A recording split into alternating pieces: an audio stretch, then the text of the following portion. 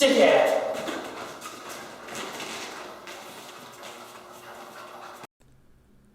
Playing Tug of War is an amazing game to play with your dog. Any game you can play with your dog helps improve your relationship and strengthen your bond. Tug can be an excellent reinforcer for good behavior, so you can use it as a training tool. And Tug can be used to teach impulse control and a drop behavior. Unless it's taught and played correctly, though, Tug of War can reinforce pushiness and even potentially be dangerous. Therefore, it's very important to play it correctly. So what's important to know about Tug of War?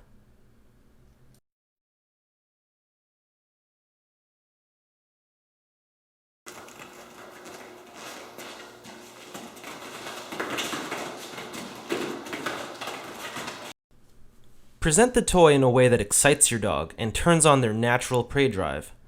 We like to present Tug toys the same way a rabbit would bound out of the woods and compel Duke to chase it. If your dog won't tug with your toy, you may need to be creative and try different types of toys with different materials. Fluffy cat toys, for example, may be more appealing to your dog than braided ropes.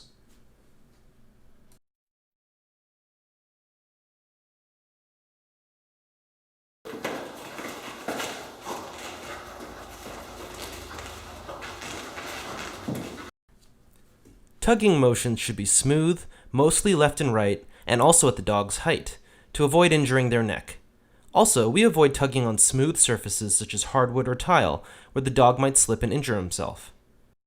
Don't be alarmed if your dog growls at you during the game. For most dogs, it's perfectly normal and healthy.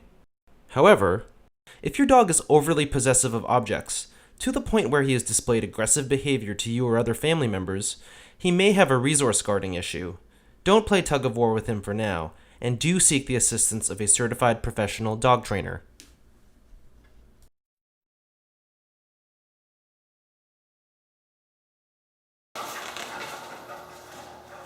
Drop.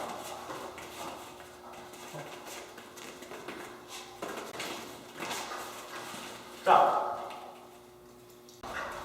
Drop. Drop. Drop. Tug is a fun way to teach a very useful behavior, a drop. We teach drop through classical conditioning. When we're ready to get Duke to drop, I slow my tugging and discreetly get a treat loaded in my free hand. I cue drop, and within 1 second, place the treat on Duke's nose. He lets go and eats the treat.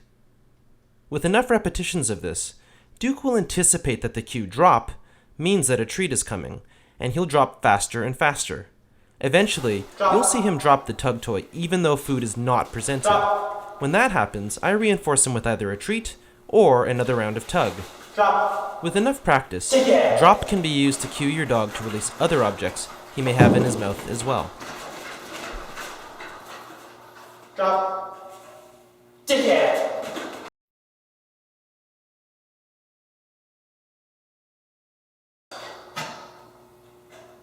Take it.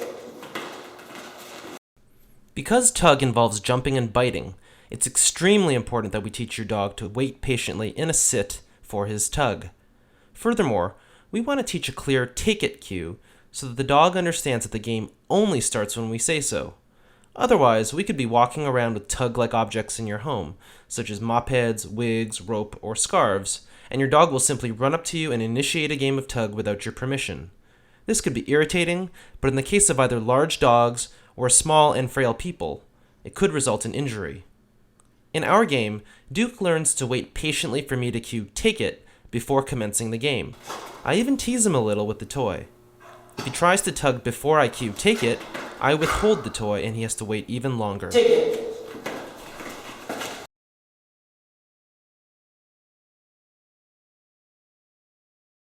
The last rule of tug is that the dog should learn to never make contact with your skin or clothing with his teeth. If your dog intentionally or even accidentally bites your skin or clothing, immediately stop the game. Immediately ending the game will communicate to your dog that biting skin or clothing is unacceptable. Now that you've learned the basic rules of tug, we hope we've inspired you to go out and play with your dog. We hope you've enjoyed this tutorial. If you'd like to learn more and get coaching directly from us, enroll at our online dog training school at treatpouch.com.